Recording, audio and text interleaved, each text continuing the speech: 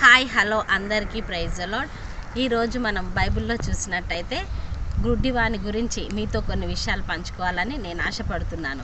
ఈ గుడ్డివాని గురించి మ్యాక్సిమం అందరికీ తెలిసిన విషయమే, కానీ నేను కూడా కొన్ని విషయాలు మీతో పంచుకోవాలని ఆశపడుతున్నాను. మరి మనం గుడ్డివాన్ని చూసినట్టయితే ఆయన దేవాలయం యొద్ద కూర్చున్నాడు. ఎందుకు కూర్చున్నాడు?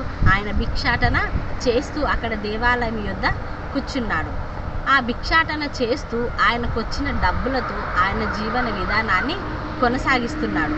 ఆయనకు ఫ్యామిలీ ఉండొచ్చు, ఉండకపోవచ్చు, మరి ఎవరో ఒకరి ద్వారా సహాయం ద్వారానే కదా. ఎందుకంటే ఆయన కళ్ళు లేని గుడ్డివాడు, ఆయన చూడలేడు, ఆయనకు చూపు లేదు. కాబట్టి ఎవరో ఒకరు తోడుగా ఆయనకు వచ్చి అక్కడ కూర్చోబెడితేనే కదా ఆయన కూర్చుంటాడు.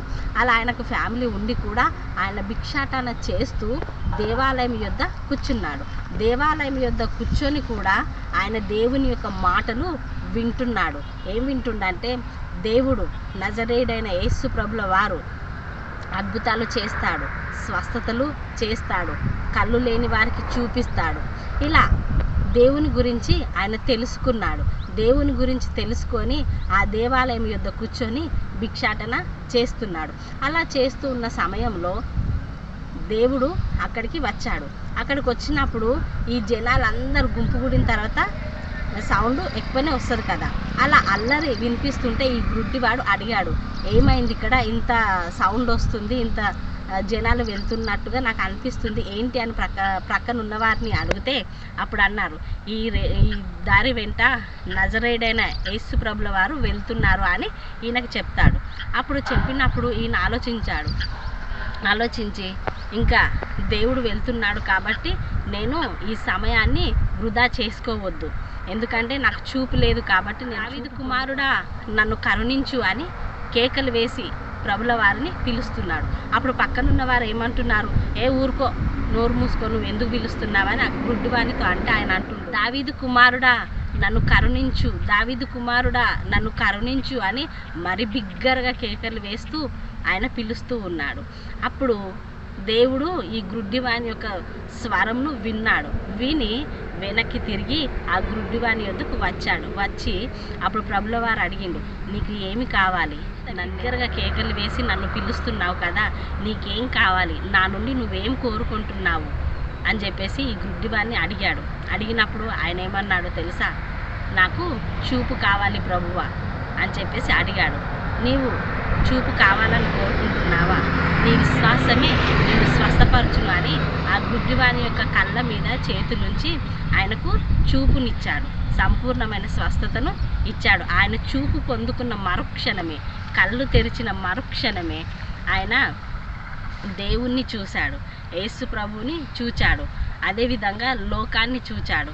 ఇన్ని రోజులు ఆయన గుడ్డితనంతో ఉండి చీకటి మాత్రమే చూశాడు. ఆయనకు వెలుగంటే ఏంటో తెలియదు, ఆయనకున్న అందం ఆయననే చూసుకోలేడు, ఆయన తింటున్న ఆహారంను కూడా చూడలేడు కదా. కానీ చూపొచ్చిన మరుక్షణమే లోకాన్ని చూశాడు, వెలుగుని చూశాడు, యేసు ప్రభుల వారిని చూశాడు. చూసి ఆనందంతో గెంతులు వేస్తూ ఇంటికి వెళ్ళి లోకంలో సువార్తను ప్రకటించాడు. ప్రియ సహోదరి సహోదరులారా, ఈరోజు మరి మనము కళ్ళుండి ఏమి చూస్తున్నాము? మరి కళ్ళుండి కూడా గుడ్డితనంలో మనము జీవిస్తున్నాము. మీరు అనుకుంటుండొచ్చు, కళ్ళుండి నేనేం గుడ్డితనంలో జీవిస్తున్నాను, నేను అంతా చూస్తున్నాను కదా అని మీరు అడగొచ్చు. అవును, కళ్ళుండి కూడా మనము గుడ్డితనంలో జీవిస్తున్నాము. అదేంటో తెలుసా? మోసమైన గుడ్డితనంలో మనం జీవిస్తున్నాము, త్రాగుడు అనే గుడ్డితనంలో మనం జీవిస్తున్నాము, వ్యభిచారం అనే గుడ్డితనంలో జీవిస్తున్నాము, మోసం అనే గుడ్డితనంలో జీవిస్తున్నాం. ఇలా ఎక్సెట్రా ఎన్నో రకాలైన గుడ్డితనంలో మనము జీవిస్తున్నాము. ఒక్కసారి ఆలోచించుకో ప్రియ సహోదరి సహోదరులారా, మీరు జీవిస్తున్న ఆ జీవితాన్ని అది వ్యర్థము, అది విడిచిపెట్టండి. అది విడిచిపెట్టి యూట్యూబ్ ఓపెన్ చేసి మనం ఏవో పిచ్చి చూసి ఆనందించడం కాదు. క్షణిక ఆనందం కోసం మనం ఏదో అడ్డమైన చెడు దారిలో నడవడం కాదు. మనము యూట్యూబ్ ఓపెన్ చేసి దేవుని వాక్యమును వినండి. వినుట వలన విశ్వాసము కలుగును. ఆనాడు గుడ్డివాడు దేవాలయం యొద్ద కూర్చొని భిక్షాటన చేస్తూ దేవుని స్వరంను విన్నాడు, దేవుణ్ణి స్వీకరించాడు. ఈనాడు మనము కూడా యూట్యూబ్లో వాక్యాన్ని విందాం, దేవుని సన్నిధికి వెళ్ళి పాస్టర్ అపోస్తలులు బోధించే వాక్యాన్ని విందాం. మన మనసు మార్చుకొని మరి నూతనమైన జీవితాన్ని మనము జీవించుదాం. ప్రియ సహోదరి సహోదరులారా, ఆనాడు గుడ్డివాడు చూపును పొందుకొని దేవుణ్ణి చూశాడు. ఈనాడు మనము కూడా వినుట వలన విశ్వాసం కలుగును కాబట్టి దేవుని యొక్క మాటలను మనం వింటూ దేవుని యందు విశ్వాసం ఉంచి దేవుని యొక్క అడుగుజాడలు మనము నడుచుకుందాము. ప్రియ సహోదరి సహోదరులారా, ఈ గుడ్డివాడు దావీదు కుమారుడా నన్ను కరుణించు అని ఆయన కేకలు వేస్తూ అరిచినప్పుడు వెళ్ళిపోయిన ఆ దేవుడు తిరిగి ఆయన యొద్దకు వచ్చాడు. ఈనాడు నువ్వు కూడా ప్రార్థించు, నీ మనసు మార్చుకొని ప్రార్థించు, నీ హృదయము మార్చుకొని నువ్వు ప్రార్థించు. ఎప్పుడైతే నువ్వు కన్నీటితో మోకాళ్ళ మీద ఉండి నువ్వు ఎప్పుడైతే దేవుని పాదాలు పట్టుకొని నువ్వు ప్రార్థిస్తావో నీ స్వరమును విని అప్పుడు నీ దగ్గరికి దేవుడు వస్తాడు.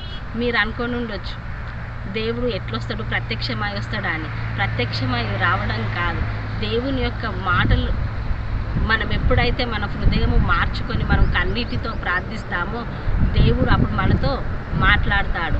దేవుడు మన యొద్దకి వస్తాడు. అప్పుడు గుడ్డివాని యొద్దకు దేవుడు వచ్చి నీ అవసరం ఏందో అని అడిగాడు కదా. ఈరోజు మనము కూడా ప్రార్థిస్తే కన్నీటితో మన మనస్సు మార్చుకొని మనం ఎప్పుడైతే ప్రార్థిస్తామో అప్పుడు దేవుడు కూడా మనల్ని అడుగుతాడు. ప్రియ సహోదరి సహోదరుడా, నా కుమారుడా నీకేం కావాలి అని చెప్పేసి దేవుడు కూడా మనల్ని అడుగుతాడు. అప్పుడు దేవుడు మనల్ని అడిగినప్పుడు మనం ఏం కోరుకుంటాము? ఆనాడు గుడ్డివానికి దేవుడు అడిగినప్పుడు ఏమడిగాడు? నాకు చూపు కావాలి ప్రభువా అని అడిగాడు. మరి ఈరోజు దేవుడు నిన్ను నన్ను అడిగినప్పుడు మనమేం అడగాలో తెలుసా? ఈనాడు నువ్వు ఏ గుడ్డితనంలో ఉన్నావు? పాపము అనే గుడ్డితనంలో నువ్వు ఉన్నావా?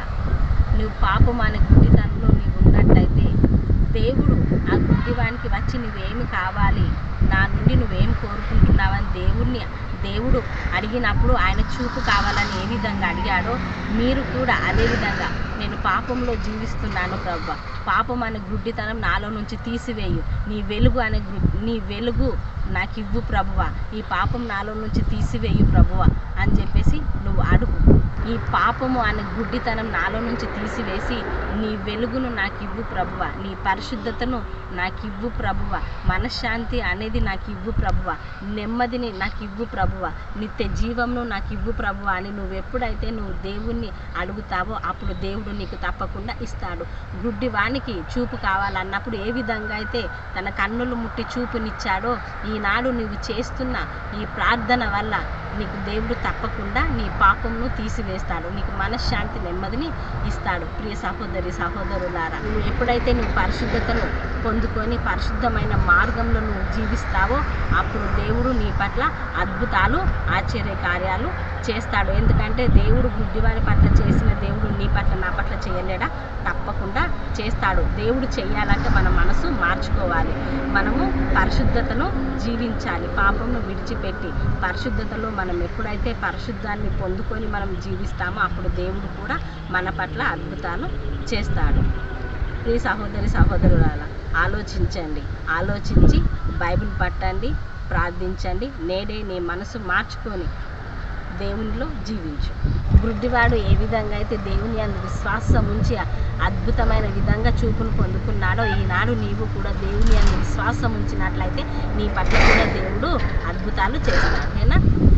Amen. Praise the Lord. May God bless you. Bye bye.